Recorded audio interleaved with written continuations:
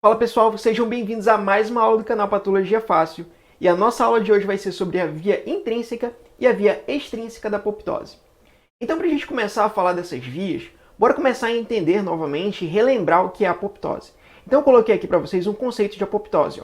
A apoptose é uma via de morte celular induzida por um programa de suicídio estritamente regulado, no qual as células destinadas a morrer ativam enzimas que vão degradar o seu próprio DNA e também vão degradar proteínas, tanto citoplasmáticas quanto proteínas nucleares. Dentre os fatores que podem levar uma célula para a apoptose, a gente cita três aqui nessa figura. A queda dos sinais de sobrevivência, lesão no DNA e lesão também nas proteínas. Quando a gente tem algum desses três fatores, né, o que vai acontecer? A gente vai ter a elevação de proteínas pró-apoptóticas. Professor, o que seriam proteínas pró-apoptóticas? Proteínas pró-apoptóticas seriam proteínas que direcionam a célula para a apoptose. Seriam igual às pessoas pró-governo. Não tem as pessoas pró-governo que são, o governo é bom. Então, as proteínas pró-apoptóticas estão lá dizendo, beleza, a apoptose é boa, a apoptose tem que acontecer, tá?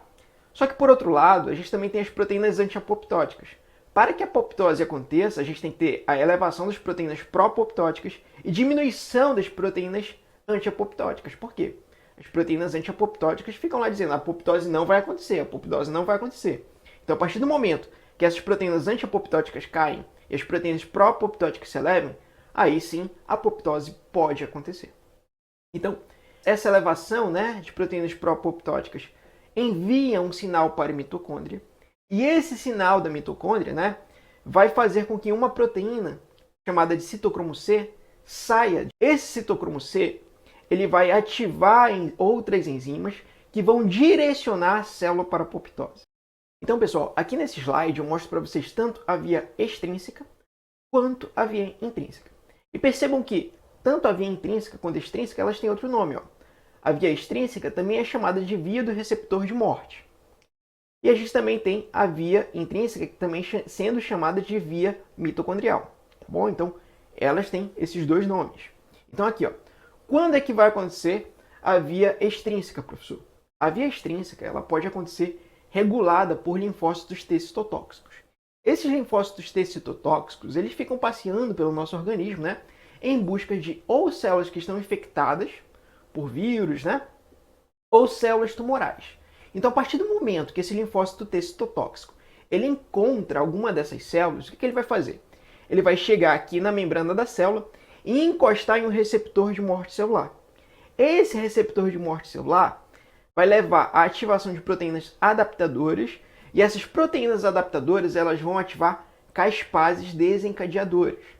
Essas caspases desencadeadoras, por sua vez, vão ativar caspases executoras.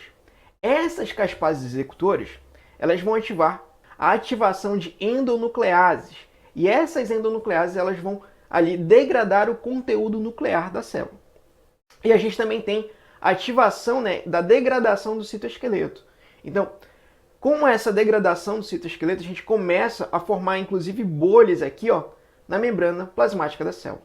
Só que percebam que todo o resquício, todo o conteúdo celular que está sendo degradado, ele acaba sendo colocado aqui dentro dessa bolha.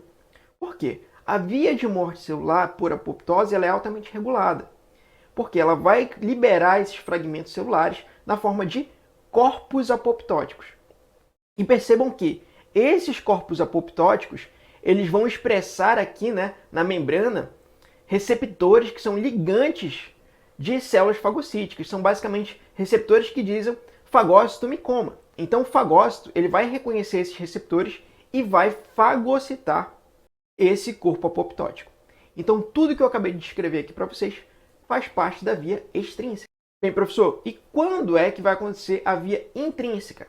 A via intrínseca, pessoal, ela vai acontecer quando a gente tiver a subtração do fator de sobrevivência, o fator de crescimento da célula, a gente tiver lesão no DNA e a gente tiver também, proteínas anormalmente dobradas. Então, a partir desse momento, a gente vai ter proteínas sensoras dentro da célula que vão entender, opa, tem alguma coisa de errado aqui. Se tem alguma coisa de errado, a gente tem que ativar a apoptose. Por esse modelo, a gente vai aqui ativar proteínas pró-apoptóticas que vão fazer com que a gente tenha o extravasamento do citocromo C de dentro da mitocôndria. Então percebam que a outra diferença entre a via intrínseca e extrínseca é que aqui na via intrínseca a gente tem a participação da mitocôndria. O que a gente conseguiu perceber que a mitocôndria não faz parte da apoptose na via extrínseca. Só que a partir do momento que a gente tem a liberação do citocromo C, esse citocromo C ele vai ativar aqui as caspases desencadeadoras. Então tudo que a gente viu a partir desse momento na via extrínseca também vai acontecer aqui na via intrínseca. A gente tem ativação de caspases executoras. Caspases executoras vão ativar aqui as endonucleases, vai ter a fragmentação nuclear, vai ter também a degradação do citoesqueleto, tem a formação na bolha da membrana plasmática. Então percebam que, novamente aqui, todo o conteúdo que está sendo degradado vai sendo jogado aqui nessas bolhas, vai ser formado os corpos apoptóticos. Novamente tem aqui a expressão, ele vai expressar os receptores, que são receptores ligantes das células fagocíticas. Então o fagócito vem e reconhece esse ligante e fagocita esses corpos apoptóticos para reaproveitar, inclusive, o conteúdo celular que tem ali. Lembrem, pessoal, dessas diferenças entre a via intrínseca e extrínseca. Por quê? Os professores amam cobrar isso na prova, tá? Eu, particularmente, amo cobrar isso dos meus alunos. Bem, e aqui a gente entende melhor como é que acontece a via intrínseca. Olha só, aqui desse lado a gente tem uma célula viável. Nessa célula viável, ela está recebendo aqui o sinal de sobrevivência. Então, a partir do momento que ela recebe esse sinal de sobrevivência, o que a célula entende? Opa, eu tenho que produzir proteínas antiapoptóticas. Quem é a proteína antiapoptótica aqui? A BSL2. Perceba aqui, a BSL2 aqui, que é essa proteína aqui em azulzinha, ela está se ligando com um canal aqui. Esse canal é chamado de canal Bax. Esse canal Bax é ele que é responsável por liberar o citocromo C. Só que quando esse canal Bax se liga com BCL2, ele se torna inativo. Portanto, aqui a gente percebe que essas proteínas antiapoptóticas, elas impedem que o citocromo C saia de dentro da mitocôndria. Então, por isso, não há o extravasamento do citocromo C aqui, portanto, a célula sobrevive. Mas aqui do outro lado, a gente tem uma célula que vai entrar em apoptose, ou pela perda dos sinais de sobrevivência, ou por lesão no DNA, ou até mesmo por proteínas anormalmente dobradas. Então, a gente vai ter ativação aqui de proteínas sensoras, e essas proteínas sensoras vão ser, algumas delas vão ser antagonistas do BCL2. Então, a partir do momento que a gente tem essas proteínas antagonistas do BCL2 se ligando ao BCL2, o BCL2 agora é o BCL2 que se torna inativo. Então, percebam aqui que a nossa proteína azulzinha, o BCL2, não está mais ligado com o canal Bax. Então, agora, como o canal Bax não está ligado ao BCL2, esse canal Bax ele se torna livre para fazer aqui o extravasamento do citocromo C. Então, aqui nesse momento, a gente tem extravasamento do citocromo C, tem ativação das caspases e, portanto, a célula é direcionada para a apoptose.